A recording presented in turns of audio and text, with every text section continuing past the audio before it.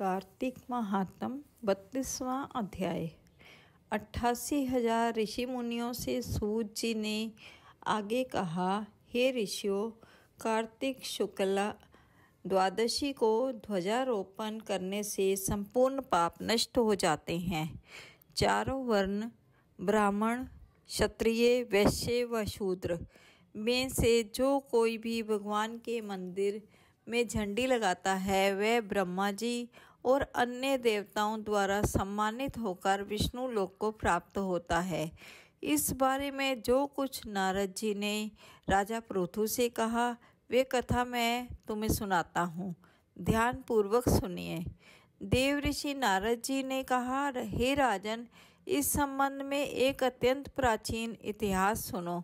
बहुत पहले सतयुग में सुमति नाम का एक चंद्रवंशीय राजा था जो भगवान का परम भक्त था। सप्तद्वीपों में उसका शासन था। उसकी रानी सत्यवती भी ईश्वर भक्त और अत्यंत पतिव्रता थी। वह भगवान के सामने नृत्य करती तथा कार्तिक शुक्ला द्वादशी को भगवान के मंदिर में ध्वजा बांधा करती थी। एक दिन विभांडक ऋषि वहां पधारे। राजा रानी ने उनका अत्यंत आदर सत्कार किया।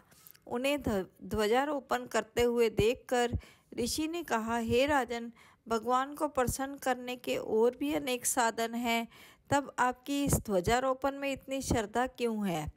ये सुनकर राजा ने कहा, हे मुनि, इसका अत्यंत अद्भुत एक इतिहास है जिसे मैं आपको सुनाता हूँ। राजा ने कहा, पूर्व जन्म में मेरा नाम मालिनी था। मैं ब्राह्मण होकर भी द्वेषी, कुकर्मी, महापापी तथा वैश्यागामी था।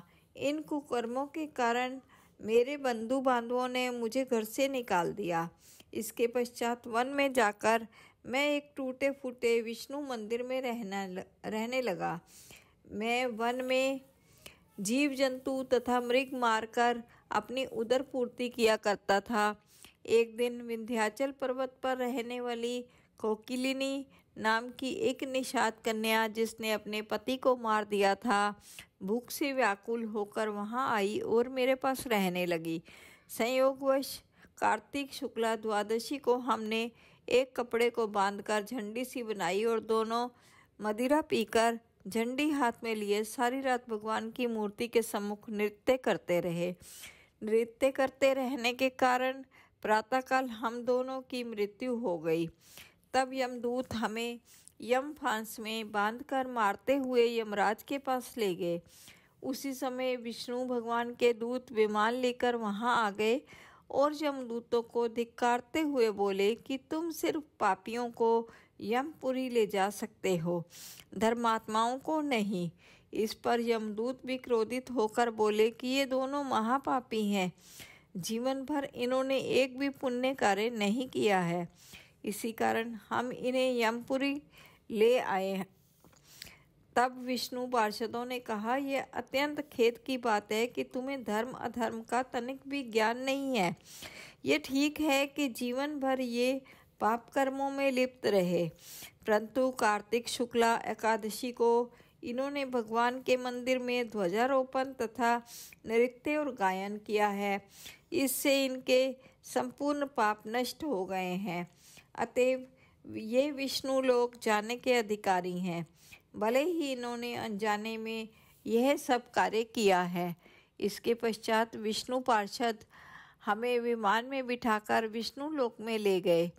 अपनी कथा समाप्त करते हुए राजा सुमित ने कहा, पूज्य ऋषिवर, अनजाने में ध्वजारोपण का ऐसा फल है तो श्रद्धापूर्वक कार्तिक शुक्ला द्वादशी को ध्वजारोपण करने से जितना फल प्राप्त होता है उसका वर्णन नहीं किया जा सकता। इतनी कथा सुनकर विभांडक ऋषि तप करने चले गए।